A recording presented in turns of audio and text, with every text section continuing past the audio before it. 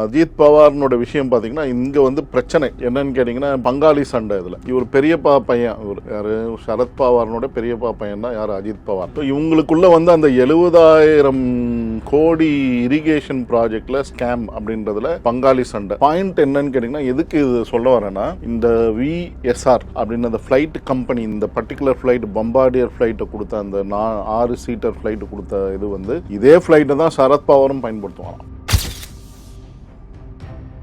இந்த ஃப்ளைட் வந்து take off ஆகி அந்த 8:40 41 42 ரொம்ப குரூஷியலாக அந்த பீரியடில் வந்து பார்த்தீங்கன்னா ஃபஸ்ட்டு ஏடிசிக்கு கால் பண்ணி ஃப்ளைட்டு அந்த பைலட் பேசும்போது என்ன சொல்லியிருக்காங்கன்னா, கிளியர் ஆகலை, விண்டு ஸ்பீட் நார்மலாக இருக்குது, பட் ஆனால் வந்து இது ஃபாக் எல்லாம் இருக்குது, கிளாரிட்டி இல்லை, கிரவுண்ட் பண்ண முடியல அப்படின்னா ஃபஸ்ட்டு லேண்டிங்க்கு வந்து ஃப்ளைட் என்ன பண்ணுறாரு, செகண்ட் ஒரு ரவுண்டு அடிக்கிறார் ரெண்டாவது லேண்டிங்காக. ஸோ அடிக்கும் போது தான் அந்த இதில் தான் வந்து இவங்க வந்து ஏடிசிலேருந்து சொல்கிறாங்க கிளியர் 2900 மீட்டர்ஸோ ஏதோ ஒன்று சொல்கிறாங்க அப்படின்னு சொல்லி 3000 மீட்டர்ஸில் வந்து கிளியராக இருக்குது, எல்லாமே லேண்டிங் கிளியர் அப்படின்னு சொல்லும் போது அந்த இதை வந்து அவங்க சொல்கிற மெசேஜ் ஏடிசிலேருந்து சொல்கிற மாதிரி ரீடிங் பேக் மெசேஜே வரல பைலட்டுக்கிட்ட இருந்து. அந்த ஒரு 2 நிமிஷத்தில் தான் பைலட் சொல்லியிருக்கலாம், நீங்கள் வந்து பேராசூட்டை கழட்டிட்டு குதிச்சிருங்க, டோரை திறந்துருக்கலாம். ஏன்னா பேப்பர்ஸ் எல்லாம் வந்து வெளியே விழுந்திருக்கு, செதறி கலைஞ்சிருக்கு. ஒரு பேப்பர் கூட எரியல. அவங்க கொண்டு போன ஃபைல், அந்த டெபுட்டி சிஎம்னோட PA ஜாதவ்னு கொண்டு போன ஃபைல் எல்லாமே வந்து பார்த்தீங்கன்னா அங்கே சுற்றி பரவி கிடக்குது, அப்படியே குப்பையாக அப்படியே பேப்பர். ஸோ இதில் ஏதோ ஒரு இவங்களுக்குள்ளே நடந்து கொண்டு இருக்கக்கூடிய போர், பங்காளி சண்டை வந்து ஒரு பாயிண்ட். 70,000 கோடி ரூபாய் ஊழல் நடந்திருக்கு இரிகேஷன் ப்ராஜெக்டில். இல்லை இந்த 70,000 கோடி ரூபாயில் இவர் அப்ரூவராக ஆகக்கூடிய சூழ்நிலையில உருவாகிருக்கலாம் சரத் பவாருக்கு அகேன்ஸ்டா. அஜித் பவாரும் ரொம்ப ஸ்மார்ட்டான ஆள். இவர் எந்த அளவுக்கு, ஏன்னா இவர் கூட இருந்து இவரோட மூவ்மெண்ட் எல்லாம் தெரிஞ்ச ஆள். ஒரு ஆள் கருணாநிதி கூடயே இருக்கிறார் ஒருத்தர், அவரோட மூவ்மெண்ட்டு ஸ்டைல் ஆஃப் ஃபங்க்ஷனிங் எல்லாம் தெரிஞ்ச ஆள் யார் ஆற்காடு வீராசாமி, அவர் அவுட் ஆகிட்டார்.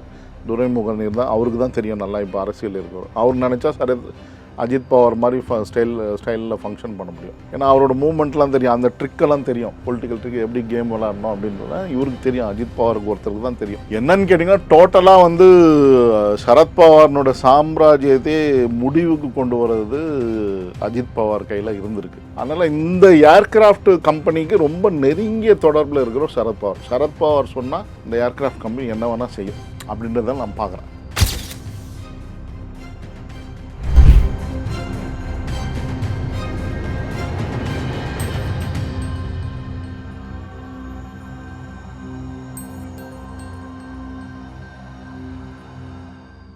ரியல் ஒன் நேயர்களுக்கு வணக்கம். இன்று நம்மளுடைய நேர்காணலுக்கு அரசியல் விமர்சகரான திரு சரவண பெருமாள் அவர்கள் நினைச்சிருக்காங்க. சார் வணக்கம். வணக்கம். சரி, தற்பொழுது வந்து மகாராஷ்டிரா மாநிலத்தினுடைய துணை முதலமைச்சர் அஜித் பவார் வந்து காலமாயிருக்காங்க. தற்பொழுது இல்லை, சில மணி நேரத்திற்கு முன்னாடி வந்து காலமாயிருக்காங்க. இப்போ அவருடைய உடல் வந்து அரசு மரியாதைக்காக பாராமதியில் இருக்கக்கூடிய ஒரு மைதானத்தில் வந்து வச்சிருக்காங்க.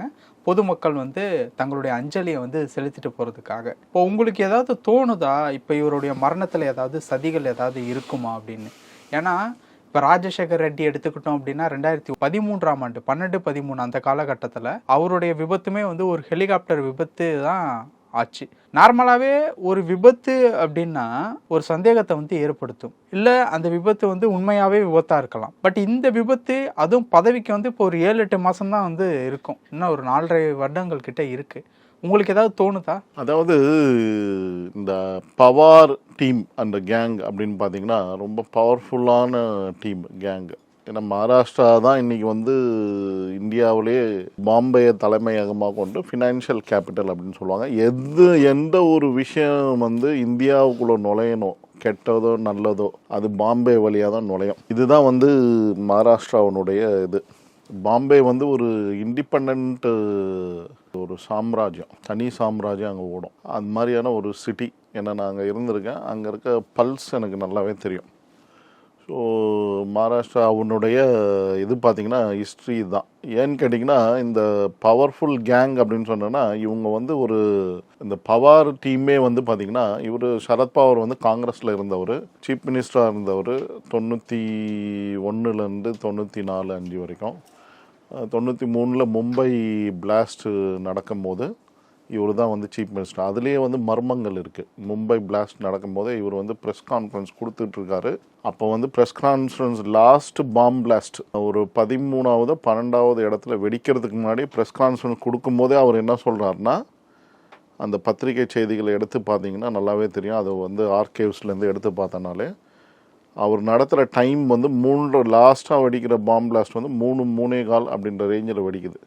ஆனால் இவர் வந்து ப்ரெஸ் கான்ஃபரன்ஸ் எப்போ கொடுக்குறாருன்னா 1:30 மணி 2 மணி வாக்கில் கொடுக்கும்போதே லாஸ்ட்டு பாம் பிளாஸ்ட் ஹேப்பண்ட் அப்படின்னு சொல்லி ஒரு கமெண்ட் அடிக்கிறார். அப்போ வந்து இவருக்கு வந்து லாஸ்ட் பாம் பிளாஸ்ட் நடக்கும் ஒரு 1:30 மணி நேரத்துக்கு முன்னாடியே அதை பற்றி தகவலை சொல்கிறார். இதுதான் அங்கே வந்து மிகப்பெரிய காமெடியும் கூட, ஒரு சர்ச்சைக்கான கான்ஸ்பிரசிக்கான இதுதான் சரத்பவார்னுடைய இது ஸ்டைலு. அவருக்கு என்ன ஆசைனா எப்படியாவது ஜனாதிபதி தேர்தலெலாம் போட்டிக்கிட்டார். இந்த பிரதிபா தாய் பாட்டேல், அப்புறம் வந்து அமிதாப் பச்சன், சரத்பவார், இவங்க 3 பேர் கண்டஸ்டண்ட்டாக ஜனாதிபதி ஆகினோம், ஒன்று பிரைம் மினிஸ்டர் ஆகினோம். பலதரப்பட்ட பிரணாப் முகர்ஜிக்கெலாம் பயங்கர தொந்தரவு கொடுத்தவர். அது இல்லாமல் வந்து மாதவ்ராவ் சிந்தியா பிரைம் மினிஸ்டர் ஆக வேண்டிய கேண்டிடேட்டாக ரொம்ப பவர்ஃபுல் லாபி அவர் தான். இந்த இந்தியன் ரயில்வேஸ் வந்து ஓரளவுக்கு உத்வேகம் பெற்றது இந்த ஆன்லைன் புக்கிங் இதெல்லாம் வந்ததுக்கு காரணமே மாதவ்ராவ் சிந்தியா. அப்போ வந்து ஒரு மூத்த பத்திரிகையாளர் அவர். இப்போ வந்து பத்திரிகை துறையிலேருந்து கொஞ்சம் விலகி இருக்கார். பேக்ரவுண்டில் தனியாக பத்திரிகைலாம் நடத்திட்டு இருந்தார். அவர் இதை பற்றி கூட பேசியிருக்கார். நரசிம்மராவே ஒரு கேள்வி கேட்டப்போ அவர் என்ன சொன்னார்னா, உங்களுக்கு யார் காம்படிட்டர் அப்படின்னு உங்கள் இதில் பார்த்தீங்கன்னா prime minister post Madhavrao Scindia தான் அப்படின்னு சொல்லியிருக்காரு. இவருமே ஒன் ஆஃப் த கண்டெண்டர். யார்? சரத்பவார். இப்போ நீங்கள் புரிஞ்சுக்கோங்க, அவரும் வந்து ஆக்சிடெண்ட்டில் 2001 வந்து இதே 120 சீரியஸ் ஏர்க்ராஃப்ட் ஏதோ செஸ்னாவா அதில் வந்து இறந்துடுறார். ஸோ அவர் இறந்தது வந்து மிகப்பெரிய மர்மம். நம்ம மாதவராவ் சிந்தியா இறந்ததே வந்து பார்த்திங்கன்னா மிகப்பெரிய மர்மங்களில் ஒன்று. அதாவது 10 சீட்டர் C-90 பீச் கிராஃப்ட் மெயின்பூர் டிஸ்ட்ரிக்டில் அதே மாதிரி ஒரு இந்த பாராமதி மாதிரி இடத்துல ஒரு உத்தரப்பிரதேஷில் வந்து பார்க்கும்போது வந்து பார்த்திங்கன்னா கிராஷ்டு. அதுவும் வந்து தரையிறங்கும் போது வந்து கிராஷ் ஆகிருக்கு. இவர் வந்து பொட்டென்ஷியல் கேண்டிடேட் பிரைம் மினிஸ்டருக்கு. அவரோட பையன்தான் இப்போ வந்து பிஜேபியில் வந்து மினிஸ்டராக இருக்கார். அதாவது என்ன துறை வந்து நம்ம வந்து நார்த் ஈஸ்ட் ஸ்டேட்ஸினுடைய இதுவாக இருக்கார். அது இல்லாமல் வந்து அந்த போஸ்டல் சர்வீசஸ்ஸு இந்த இதெல்லாம் துறையில் வந்து சீஃப் சென்ட்ரல் மினிஸ்டராக இருக்கார். ஸோ இதெல்லாம் வந்து மர்மங்கள் தான். இவங்க வந்து இப்போ வந்து பார்த்திங்கன்னா தொடர்ச்சியாக நீங்கள் பார்க்கலாம். இந்த சௌந்தர்யா இறந்தது வந்து டேக் ஆஃப் ஆகும்போது பெங்களூரு பக்கத்தில் வந்து ஒரு இடத்துல ஜல்புரி அப்படின்ற ஒரு இடத்துல வந்து விழுந்துருது. அது வந்து டேக் ஆஃப் ஆகும்போது என்ன ஆகுனா பைலட்னோட மிஸ்டேக்குன்னு தான் சொன்னாங்க. கிளைம்பிங் ஸ்பீடு வந்து சரியாக இது பண்ணாதனால கிராஃப்ட் வந்து கோணலாக போய் கிராஷ் ஆகி விழுந்துருது சௌந்தர்யா அவனோட இதில். இவங்க எல்லாமே வந்து பார்த்திங்கன்னா இப்போ வந்து ஒரு கேஸ் போட்டிருக்கார் ஒருத்தர். அந்த அந்த பகுதியில் யார்? சௌந்தர்யா வந்து ஆந்திராவை சார்ந்தவங்க. அவங்களுக்கும் மோகன் பாபுக்குமே பிரச்சனை. ஒரு கிட்டத்தட்ட ஒரு 10 ஏக்கர் 15 ஏக்கர் நிலம் தகராறு அவங்க வச்சுருந்தாங்க. அந்த இடத்த எப்படியாவது இவர் வாங்கணும்னு பார்த்தார் மோகன் பாபு. அது ஒரு கேஸ். இப்போ யாரோ ஒருத்தர் இப்போ இந்த மே மாதம் 2025 வந்து அந்த இவர் வந்து பப்ளிக் இன்ட்ரெஸ்ட் இதுவாக வந்து போட்டிருக்காரு. மோகன் பாபு வந்து அந்த 15 ஏக்கரில் 6 ஏக்கரை வந்து ஆக்கிரமிச்சிட்டாரு, கையகப்படுத்தியிருக்காரு. இவர் வந்து ஏற்கனவே இந்த பிரச்சனைகள் ஏற்கனவே நடந்தது அந்த பீரியடில். அந்த அம்மா இறக்கும்போது அந்த அம்மா வந்து இறக்கும்போது வந்து 7 மாதமோ 6 மாதமோ ப்ரெக்னென்ட் சௌந்தர்யா. அவங்க தம்பியும் கூட ட்ராவல் பண்ணியிருக்காரு. இறந்து போனவங்க எல்லாமே இறந்துடுறாங்க. இதுலேயும் ஒரு மர்மம் இருக்குது. இதில் மோகன் பாபுக்கு சம்மந்தம் இருக்குதுன்னு அவர் வந்து ஒரு பப்ளிக் இன்ட்ரெஸ்ட்டு கேஸ் வந்து எஃப்ஐஆர் எல்லாமே ஃபைல் பண்ணியிருக்காரு இப்போ இந்த 2025 மேல. இது வந்து இந்த மாதிரியான விஷயங்கள்லாம் வந்து ஒரு மர்மமான சூழ்நிலையில் நடக்குது. நம்ம வந்து இந்த சப்ஜெக்ட் இதை வந்து தொடர்ச்சியாக ஒவ்வொரு இஷ்யூவாக பார்த்திங்கன்னா அப்படி தான். பாலயோகி போன இது வந்து அவர் நம்ம மாதவராவ் சிந்தியா போகும்போதே கிளம்பும் போதே சொன்னாங்களாம், இதில் வந்து கொஞ்சம் மெயின்டெனன்ஸ் இஷ்யூலாம் இருக்குது அப்படின்னு சொல்லி தான் அப்போதே ரிப்போர்ட் இருக்குது. பாலயோகி லோக்சபா ஸ்பீக்கராக அந்த பாலயோகியினுடைய ஹெலிகாப்டர் வந்து சரியாக மெயின்டெனன்ஸ் இல்லாமல் தான் போய் ஒரு குளத்தில் போய் விழுந்து ஏதோ ஒரு பீமாவரம் பகுதியில் ஏதோ ஒரு தெரப்பி விழாவுக்கு போயிட்டு ஏதோ ஒரு ஆக்சிடென்ட் ஆகிடுச்சு. இப்போ பாலயோகி போன இதுலேயும் வந்து மெயின்டெனன்ஸ் இஷ்யூலாம் இருந்திருக்கு அந்த ஹெலிகாப்டரில். தொடர்ச்சியாக ஒரு பேட்டர்ன் இருக்குது. அதாவது நம்ம சஞ்சய் காந்தி அப்புறம் இந்திரகுமார்னு ஒருத்தர் இவங்க போன ஏர்க்ராஃப்ட்லாம் ஏற்கனவே வந்து இஷ்யூஸ் இருந்து அதை வந்து ரெக்டிஃபை பண்ணி மெயின்டெனன்ஸ் சரியாக பண்ணாத இஷ்யூலாம் இருக்குது. சஞ்சய் காந்தி போன அந்த ஃப்ளையிங் கிளப் மூலயமா போன அந்த ஏர்க்ராஃப்ட்லேயும் வந்து பார்த்திங்கன்னா கிளைம்பிங் ஸ்பீடில் வந்து அந்த இன்ஜினில் ஏதோ ஃபால்ட் இருந்திருக்கு. பர்பஸாகவே ஸ்பெஷலாகவே அந்த ஃப்ளையிங் கிளப்பில் அவருக்கு அந்த ஃப்ளைட்டு கொடுக்கப்பட்டிருக்கு. அது ஏற்கனவே சர்ச்சையாக பேசப்பட்டது தான். இந்திரா காந்தி இதில் இன்வால்வ் அப்படின்னு சொல்லி தான் எல்லாரும் பேசுவாங்க. இன்றைக்கி கூட அதுதான் பேசுவாங்க.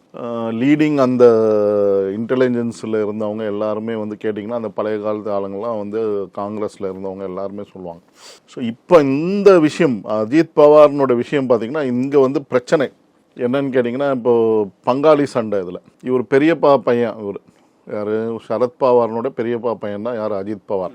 ஸோ இவங்களுக்குள்ளே வந்து அந்த 70,000 கோடி இரிகேஷன் ப்ராஜெக்டில் ஸ்கேம் அப்படின்றதுல பங்காளி சண்டை ஒன்று. லேண்ட் மாஃபியா இவங்க. நீங்கள் மும்பை, மகாராஷ்டிரா, பூனே எல்லா இடத்துலையும் போனால் இவங்களோட கண்ட்ரோல் சப்ளை இல்லாத மணி சப்ளை இல்லாத ஃபீல்ட் இண்டஸ்ட்ரியே கிடையாது.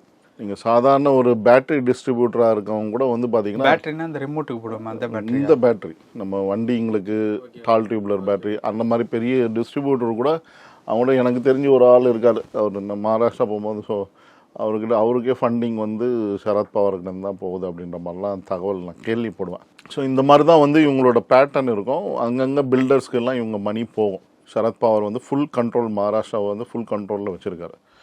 அங்கே வந்து அவங்கள மீறி நீங்கள் எதுவுமே உள்ளே இப்போ இடி கூட போனாங்க. அந்த என்ஃபோர்ஸ்மெண்ட் செந்தில் பாலாஜி வீட்டுக்கு போகும்போது அடித்தாங்களே அந்த இன்கம் டேக்ஸ் ஆஃபீஸர், அந்த மாதிரி இவங்க மிரட்டுவாங்க. யாரும் என்ஃபோர்ஸ்மெண்ட் டைரக்டர் ஐடி எல்லாம் யாரும் உள்ளே போக முடியாது. அப்போ வந்து ஒரு தடவை உள்ளே நுழையும் போது ஒரு கடந்த 2019 அப்புறம் வந்து ஒரு தடவை உள்ளே போகும்போது மிரட்டினாங்க. என்ஃபோர்ஸ்மெண்ட் டைரக்டர்கிட்டே உள்ளே வராத அளவுக்கு. சரத் பவார் வந்து அந்த மாதிரியான ஒரு டைப்பான பர்சன். ஸோ இதில் ஏதோ பங்காளி சண்டை அப்படின்றது தான் அங்கே வந்து பேசப்படுறதா தகவல் வருது. எனக்கு மகாராஷ்டிராவில் கனெக்ஷன் இருக்கிறதுனால வந்து அங்கே சொல்கிறாங்க இந்த மாதிரியான விஷயம் இருக்குது. இதில் வந்து சாதாரணமாக இது வந்து நடக்கல. அது இல்லாமல் விஷயம் பாயிண்ட் என்னன்னு கேட்டிங்கன்னா, எதுக்கு இது சொல்ல வரேன்னா, இந்த விஎஸ்ஆர் அப்படின்னு அந்த ஃப்ளைட் கம்பெனி இந்த இந்த இந்த இந்த பர்டிகுலர் ஃப்ளைட் பம்பார்டியர் ஃப்ளைட்டை கொடுத்த அந்த 6 சீட்டர் ஃப்ளைட்டு கொடுத்த இது வந்து இதே ஃப்ளைட்டை தான் சரத் பவாரும் பயன்படுத்துவாராம். இப்போ அந்த கம்பெனிக்குள்ளே இவங்களுக்கெல்லாம் தொடர்பு இருந்திருக்கு சரத் பவாருக்கு. இப்போ விஷயம் என்னன்னு ஒரே கம்பெனி தான், அதே ஃப்ளைட்டு தான். ஒரு 4-5 ஃப்ளைட் இவங்களுக்கு தான் ஒதுக்கிடுவாங்க. சரத் பவார் ஃபேமிலி அப்படின்னு ஒதுக்கிடுவாங்க. அவங்க இப்போ பிரிஞ்சிருக்கிற அதெல்லாம் வேறு விஷயம். ஆனால் அந்த ஃப்ளைட்டு தான் ஓடுது. இதில் என்னன்னு கேட்டிங்கன்னா, அந்த ஃப்ளைட்டு வந்து டேக் ஆஃப் ஆகி அந்த 8:40, 41, 42 ரொம்ப குரூஷியலாக அந்த பீரியடில் வந்து பார்த்திங்கன்னா ஃபஸ்ட்டு ஏடிசிக்கு கால் பண்ணி ஃப்ளைட்டு அந்த பைலட் பேசும்போது என்ன சொல்லியிருக்காங்கன்னா, கிளியர் ஆகலை, விண்டு ஸ்பீட் நார்மலாக இருக்குது, பட் ஆனால் வந்து இது ஃபாகெல்லாம் இருக்குது, கிளாரிட்டி இல்லை, கிரவுண்ட் பண்ண முடியல அப்படின்னா ஃபஸ்ட்டு லேண்டிங்க்கு வந்து ஃப்ளைட் என்ன பண்ணுறாரு, செகண்ட் ஒரு ரவுண்டு அடிக்கிறார் 2வது லேண்டிங்காக. ஸோ அடிக்கும்போது தான் அந்த இதில் தான் வந்து இவங்க வந்து ஏடிசிலேருந்து சொல்கிறாங்க கிளியர் 2900 மீட்டர்ஸோ ஏதோ ஒன்று சொல்கிறாங்க அப்படின்னு சொல்லி 3000 மீட்டர்ஸில் வந்து கிளியராக இருக்குது, எல்லாமே லேண்டிங் கிளியர் அப்படின்னு சொல்லும் போது அந்த இதை வந்து என்ன ஆகுதுன்னா, எப்பவுமே இது கொடுப்பாங்க, ரீடிங் பேக் அப்படின்னு சொல்லுவாங்க. அவங்க சொல்கிற மெசேஜ் ஏடிசிலேருந்து சொல்கிற மாதிரி ரீடிங் பேக் மெசேஜே வரல பைலட்டுக்கிட்ட இருந்து. அந்த ஒரு 2 நிமிஷத்தில் தான் அந்த 43, 44, 45வது நிமிஷத்தில் 8:45 ஃப்ளைட்டு கிராஷ் ஆகி எரியுது. அதாவது பாதி தூரத்தில் அதான் அது போய் இறங்கும் போது 2வது லேண்ட் ஆகும்போது அந்த இவங்க கொடுக்குறாங்க ஏடிசிலேருந்து மெசேஜ் 8:42, 43, 8:44 வந்து அவங்ககிட்டேருந்து ஒரு கால் மெசேஜ் வரும், ரீடிங் பேக் அப்படின்னு சொல்லுவாங்க. Ground clear, landing can be done அப்படின்னு சொல்லி கொடுக்குது, ரீட் பேக்குன்னு அப்படின்னு பைலட் சொல்லுவார். அந்த கோட் வேர்டு அவங்களுக்கு அந்த இடத்துல தான் வந்து அந்த கம்யூனிகேஷன் வரலன்னு சொல்கிறாங்க. அப்போ என்ன ஆகுனா, அந்த சுற்றிட்டு வரும்போது வந்து ஃப்ளைட் என்ன ஆகிருக்குன்னா, ஐ விட்னஸ் பார்த்து அவங்க என்ன சொல்கிறாங்கன்னா, அந்த ஃப்ளைட் வந்து திரும்பி ரவுண்டு அடிக்கிற சுற்றி இப்படி இறங்காமல் அந்த இடத்துல சுற்றி வர்றது அந்த ரவுண்டில் வந்து கட் ஆகி இப்படி கிராஸாக இறங்கி கிராஷ் ஆகிருக்கு அப்படின்றது ஐ விட்னஸ். இந்த ஒரு சில ஆங்கில ஊடகங்களில் அந்த ரெக்கார்டிங்லாம் இருக்குது, அந்த ஐ விட்னஸ் சொல்கிறதெல்லாம் பார்த்தவங்க சொல்லியிருக்காங்க. ஸோ இது வந்து பயங்கர சவுண்டு வந்தது, இறங்குற சவுண்டு வந்து ரொம்ப கிட்ட வந்ததுனால ஒரு 10 மீட்டர் தூரத்தில் தான் இதுவாகிருக்கு, அந்த சவுண்டு ஜாஸ்தியாக இருந்திருக்கு. டப்புன்னு உளுந்து வெடித்தோடனே அந்த புகை எரிஞ்சதெல்லாம் பார்த்துருக்காங்க மக்கள். உடனடியாக போய் இது அங்கே இருக்க லோக்கலில் இருக்கப்போ ஒரு சில ஆளுங்கள்லாம் வந்து சொன்னதை வச்சுக்கிட்டு அது வந்து ஒன்று சரத் பவார் வந்திருக்கலாம், இல்லை பவார் ஃப்ளைட்டு தான் அப்படின்னால மக்கள்லாம் ஓடி போய் காப்பாற்றுறதுக்காக போயிருக்காங்க அந்த ஊர் மக்கள். அதுக்குள்ளேயும் எரிஞ்சிடுச்சு. பட் ஆனால் விஷயம் என்னன்னு கேட்டிங்கன்னா, அந்த 8:40 43 வந்து வேற ஏதோ நடந்திருக்கு. ஓ, அந்த 5 நிமிஷத்துல அந்த வேற ஏதோ நடந்திருக்கு. ஒரு வேளை பைலட் சொல்லியிருக்கலாம், நீங்கள் வந்து பேராஷூட்டை கழட்டிட்டு குதிச்சிருங்க, டோரை திறந்துருக்கலாம். ஏன்னா பேப்பர்ஸ் எல்லாம் வந்து வெளியே விழுந்திருக்கு, செதறி கலைஞ்சிருக்கு. ஒரு பேப்பர் கூட எரியல. அவங்க கொண்டு போன ஃபைல், அந்த சிஎம்னோட பிஏ அந்த டெபுட்டி சிஎம்னோட பிஏ ஜாதவ்னு கொண்டு போன ஃபைல் எல்லாமே வந்து பார்த்திங்கன்னா அங்கே சுற்றி பரவி கிடக்குது. அப்படியே குப்பையாக அப்படியே பேப்பர் தூக்கி எறிஞ்சிருப்பாங்களா? தூக்கி இல்லை, அது அந்த நேரத்தில் அந்த டோரை ஓப்பன், என்னோட அனுமானம் என்னங்கன்னா டோரை ஓப்பன் பண்ணியிருக்கலாம். இது இப்போ பேராசூட்டை யூஸ் பண்ணுங்கன்னு சொல்லி பைலட் ரெக்கமெண்ட் பண்ணியிருக்கலாம். ஏன்னா 10 மீட்டர்ஸ்னால சும்மா குதிச்சிருந்தா கூட வந்து தப்பிச்சிருக்கலாம். புரியுதுங்களா நான் சொல்கிறது? ஒரு 8:42 அந்த பீரியடில் டைமிங்கில் வந்து இது நடந்திருக்கிறதா தான் என்னோட அனுமானம். 8:42 41 பீரியடில் 40 இது நடந்திருக்கு. டோரை ஓப்பன் பண்ணியிருக்காங்க. 10 மீட்டர்னா பெருசாக ஒன்றும் இல்லையே, குதிக்கலாம். இது பார்த்தீங்கன்னா நம்ம ரூஃப் வந்து 7-8 மீட்ரு, இதோட இன்னும் ஒரு 2 மீட்டர் அதிகமாக இருந்திருக்கு. ஈஸியாக குதிச்சிருக்கலாம். ஸோ அந்த நேரத்தில் அந்த ஃபைல தூக்கி, கொஞ்சம் ஹைட்டான நபர் தானே சார்? அவரளவுக்கு ஆவரேஜாக ஹைட்டான நம்பர் தான். 5.5 அந்த மாதிரி ஆல்மோஸ்ட். ஆமாம், 5'8", 5'7" இருப்பார். 5'8", 5'7" ஓரளவுக்கு ஈஸியாக, ஓரளவு கை கால் முறிஞ்சிருக்கலாம் குதிச்சிருந்தா கூட. அந்த மாதிரியான திங்கிங் தான் எனக்கு இது நினைவுக்கு வருது. ஸோ அவரை தப்பிக்க வைக்கிறதுக்காக நான் இது, ஏன்னா இப்போது மேடேனும் கமெண்ட் அடிக்கலை அவர். அங்கே வந்து அகமதாபாத்தில் மேடேன்னு சொல்லிட்டார் அந்த பைலட்டு, கிராஷ் ஆக போகுது அப்படின்றத. இல்லாமல் இன்னொரு விஷயம் என்னங்கன்னா, ஒரு இன்ஜின் ஃபெயிலியர் ஆகிருக்கு அப்படின்னு தான் சொல்கிறாங்க. அதில் வந்து விஷயம் என்னன்னு கேட்டிங்கன்னா, நம்ம பிபின் ராவத் அவர்கள், நம்ம சீஃப் ஸ்டாஃப், அவர் வந்து குன்னூரில் வந்து அந்த ஹெலிகாப்டர் வந்து இதுவாகுது, அதை நான் ஸ்டடி பண்ணேன்.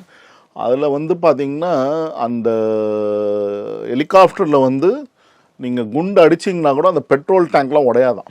ஒருவேளை யாரோ ஷூட் பண்ணுறாங்கன்னு, ஏன்னா அப்போ அதுதான் மெயின் ஏரியா. ஷூட் பண்ணிட்டாங்கன்னா அது பர்ஸ்ட் ஆகிடுச்சுன்னா உடனே கொலாப்ஸ் ஆகி விழுந்துடும். Point number 1.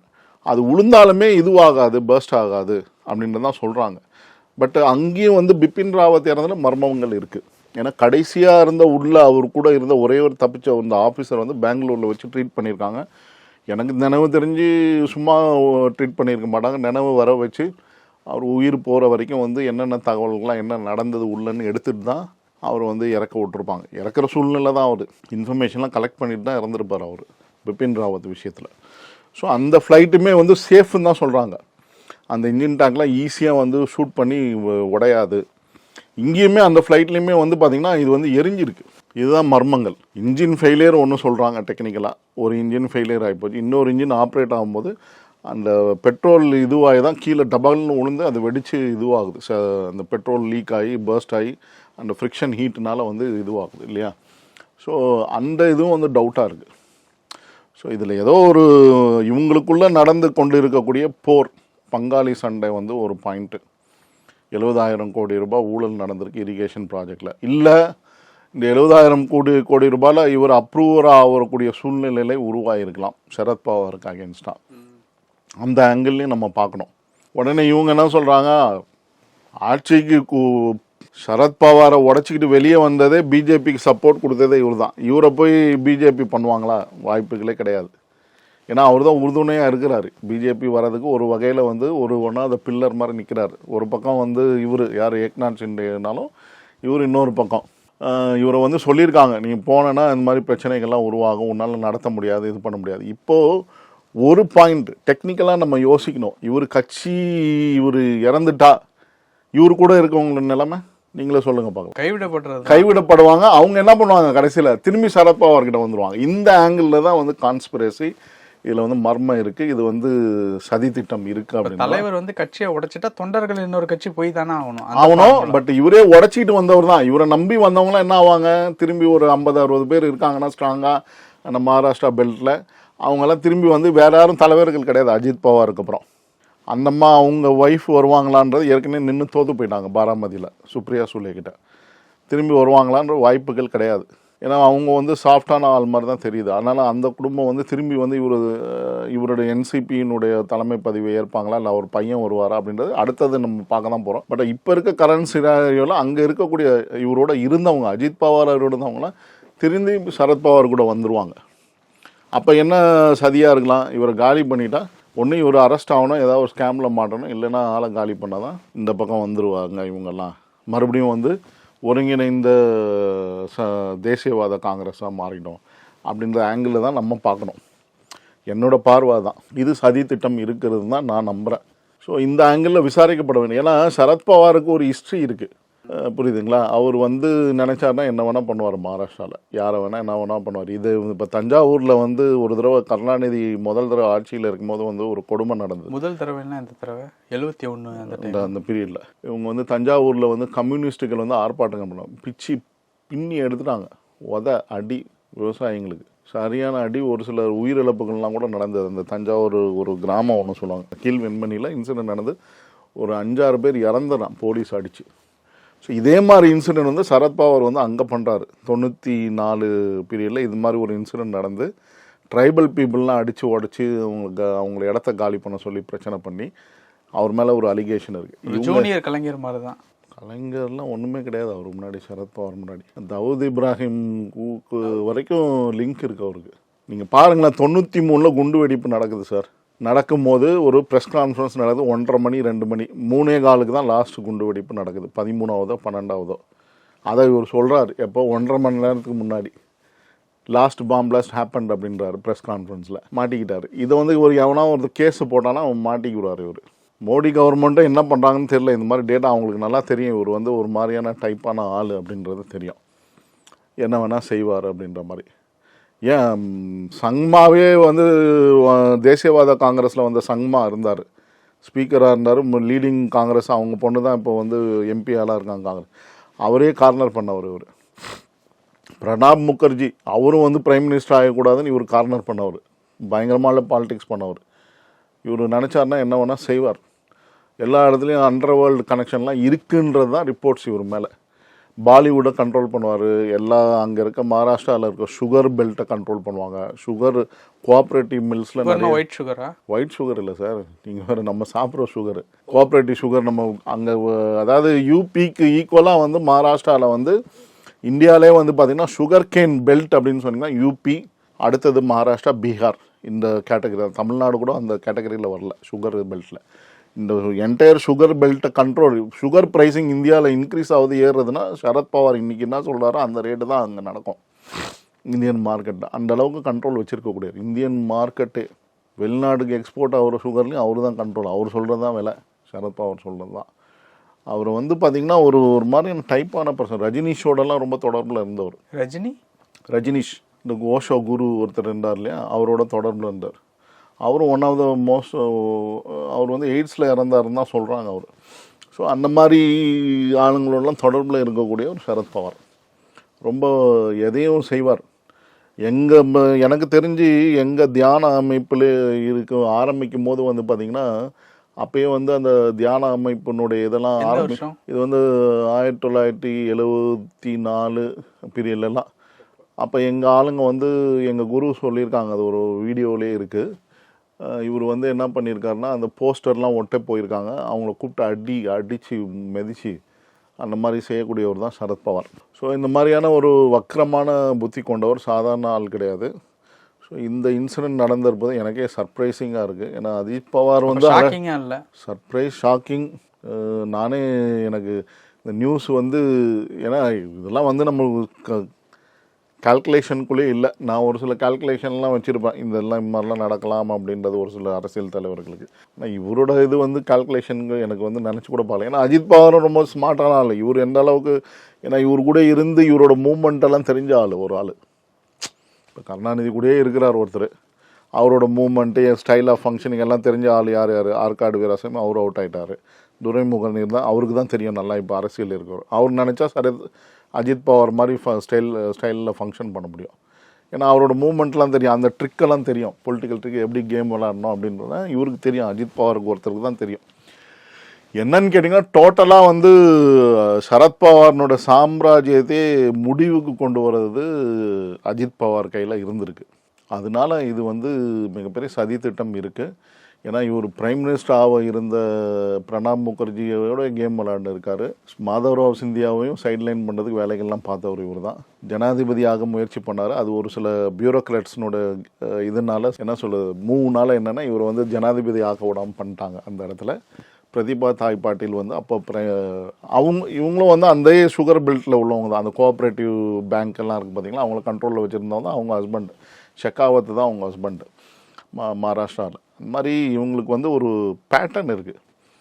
எதையும் சாதிப்பார் அவர், நினச்சாருன்னா சாதிச்சிருவார். அதனால் இந்த ஏர்கிராஃப்ட் கம்பெனிக்கு ரொம்ப நெருங்கிய தொடர்பில் இருக்கிற சரத்பவார். சரத்பவார் சொன்னால் இந்த ஏர்கிராஃப்ட் கம்பெனி என்ன வேணால் செய்யும் அப்படின்றத நான் பார்க்குறேன். ஓகே சார், பல விஷயங்கள் பேசணும். நேரத்துக்கு ரொம்ப நன்றி சார்.